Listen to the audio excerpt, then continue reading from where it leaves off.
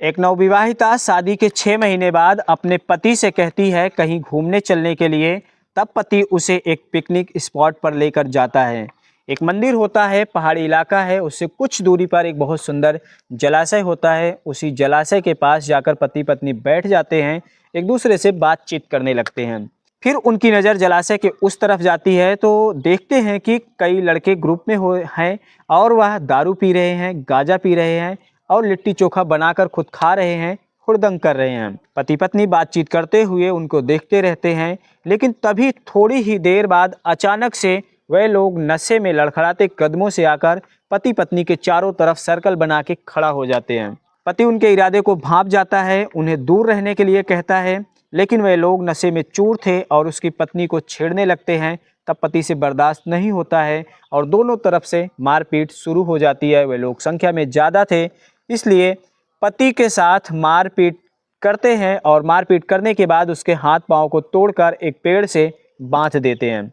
इसके बाद पत्नी अकेली हो जाती है। इस दौरान पत्नी रहम की भीख मांगती है, लेकिन उनका दिल नहीं पसीजता है। फिर उस पत्नी को ले जाके एक पहाड़ी के पीछे बारी बारी से उसके साथ घिनौना कृत्य करते हैं। सिर्फ इतना ही नहीं, बाकायदा इस सीन को अपने फ़ोन के कैमरे में कैप्चर भी करते हैं। इसके बाद हाथ में लिए दारू लड़की के सिर पर फोड़ देते हैं और उसके गले में लगाकर कहते हैं कि किसी के सामने जुबान मत खोलना, नहीं तो ठीक नहीं होगा। यह मेरा रोज़ का काम है। मैं मीडिया प्रभारी का बेटा हूँ, डीएम एसपी मेरा कुछ नहीं कर सकते। फिर इसके बाद डरी सहमी लड़की किसी तरह लड़खड़ाते कदमों से घर पहुँचती है अपने पति के साथ और दूसरे दिन बड़ी हिम्मत करके पुलिस स्टेशन पहुँचती है। जब रिपोर्ट दर्ज होती है तब यह मामला मीडिया में आता है। तब लोगों में हड़कंप मच जाता है। मामला मीडिया में आने के बाद सरकारें भी एक दूसरे पर आरोप प्रत्यारोप लगाना शुरू कर देती है। कहाँ की है यह घटना, किस तरह घटी घटना, कब की है घटना, कौन थे वह दरिंदे जो एक महिला के साथ ऐसी घिनौना कृत्य को अंजाम दिए। आज की वीडियो में हम इसी घटना के बारे में जानेंगे विस्तार से। नमस्कार, स्वागत है सच्ची घटनाओं पर आधारित क्राइम स्टोरी के इस नए एपिसोड में। आज की जो सच्ची घटना है वह मध्य प्रदेश राज्य के रीवा जिले के अंतर्गत पड़ने वाले गुढ़ थाना क्षेत्र के भैरव बाबा पहाड़ी इलाके की सच्ची घटना है। एक लड़का लड़की साथ में कॉलेज पढ़ाई कर रहे थे। दोनों के बीच में दोस्ती थी और दोस्ती धीरे धीरे प्यार में बदल जाती है। इसके बाद फिर दोनों कुछ दिनों के बाद शादी कर लेते हैं, पति पत्नी बन जाते हैं। अब पति पत्नी के रूप में रहते हुए 6 महीना बीत जाता है। तब एक दिन पत्नी अपने पति से कहती है कहीं घूमने टहलने के लिए। तब पति उसे लेकर भैरव बाबा मंदिर जाता है जो पहाड़ी पर है। वहीं पर जाके उससे 500 मीटर की दूरी पर एक जलाशय है, बैठ जाते हैं। पति पत्नी आपस में बातचीत करने लगते हैं। उस जलाशय के आजू बाजू काफ़ी दूर और भी लोग होते हैं, लेकिन पति पत्नी जहां पर बैठे थे वह थोड़ा हटके था, वहां पर भीड़ नहीं थी। पति पत्नी की नज़र जलाशय के दूसरी तरफ जाती है तो वहां पर 5 लड़के ग्रुप में थे। उसमें से कोई दारू पी रहा था, कोई गांजा पी रहा था और लिट्टी चोखा बनाकर खा रहे थे और सब लोग आपस में मस्ती कर रहे थे, हुड़दंग कर रहे थे। पति पत्नी बातचीत करते हुए उन लोगों को देख रहे थे, लेकिन थोड़ी ही देर बाद तभी वे लोग नशे की हालत में लड़खड़ाते कदमों से अचानक से आकर पति पत्नी के चारों तरफ सर्कल बना के खड़ा हो जाते हैं। पति उनके इरादे को भांप जाता है और विरोध करने लगता है, दूर रहने के लिए कहता है, लेकिन वे लोग नहीं मानते हैं और भी पास चले आते हैं। जो महिला होती है यानी कि जो पत्नी थी उसके साथ छेड़छाड़ करना शुरू कर देते हैं। पति से बर्दाश्त नहीं होता, बात और आगे बढ़ती है।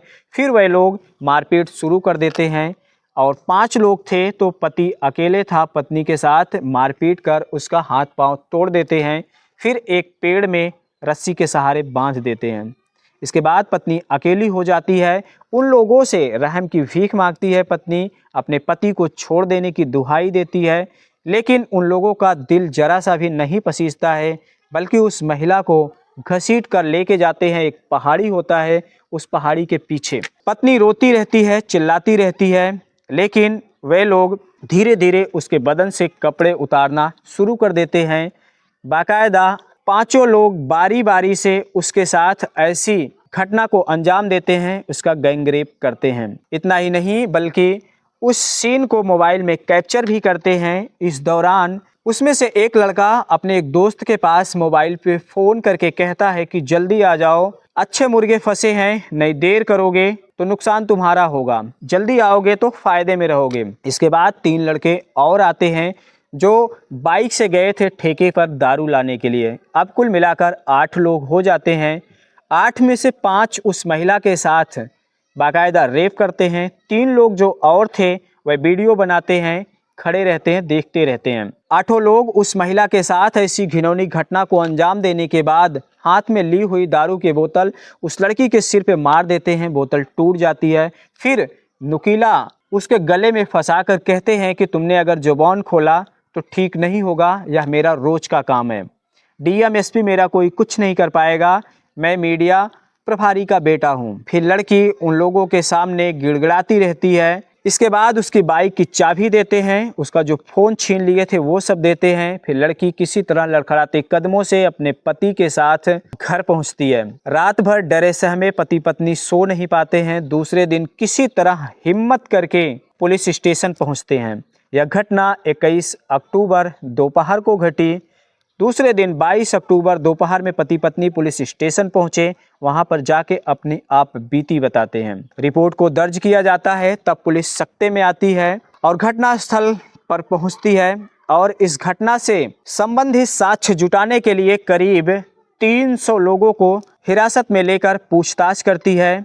मामला काफ़ी संवेदनशील होता है। पति पत्नी अभी युवा है, 20-21 साल उनकी उम्र है, हाल ही में शादी हुई है। मामला उजागर ना हो इस बात का ध्यान रखते हुए पुलिस तफ्तीश करती है। सभी लोगों को गिरफ्तार कर लिया जाता है, जिसमें से एक तो भाग जाता है, उसे पुणे से गिरफ्तार किया जाता है। जब यह मामला मीडिया में आता है तब सत्ता पक्ष और विपक्ष की सरकारें भी एक दूसरे पर आरोप प्रत्यारोप लगाना शुरू कर देती हैं। पकड़े गए 8 आरोपियों में रामकिशन कोरी, रजनीश कोरी, दीपक कोरी, राजेश गुप्ता, राजेंद्र कोरी 5 गुड़ के निवासी हैं, जबकि सुशील कोरी रामपुर बघेलान का निवासी है और गरुण कोरी, लवकुश कोरी नई गढ़ी के निवासी हैं। इन आरोपियों के ऊपर भारतीय दंड संहिता की धारा 340/24, 296, 127(2), 115, 351(3), 70A, 79(3) के तहत कार्रवाई की गई है।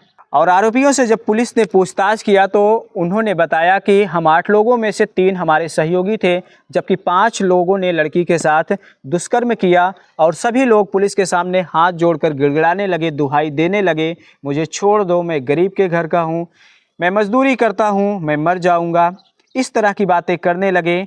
लेकिन पुलिस सबको गिरफ्तार कर लेती है और गिरफ्तार करने के बाद संबंधित धाराओं में उन्हें जेल भेज दिया जाता है। इस घटना के संबंध में रीवा एसपी विवेक सिंह का कहना है कि घटना 21 अक्टूबर दोपहर की है, जबकि पीड़िता 22 अक्टूबर को थाने में पहुंचे थे। उनकी रिपोर्ट दर्ज करके पुलिस ने तत्काल कार्रवाई शुरू कर दिया। तो दोस्तों, इस पूरे घटनाक्रम को सुनाने का मकसद किसी का दिल दुखाना, किसी को परेशान करना नहीं है, बल्कि जागरूक करना है। आप लोग सजग रहें, सतर्क रहें। मिलते हैं अगले वीडियो में फिर किसी नई घटना के साथ। धन्यवाद।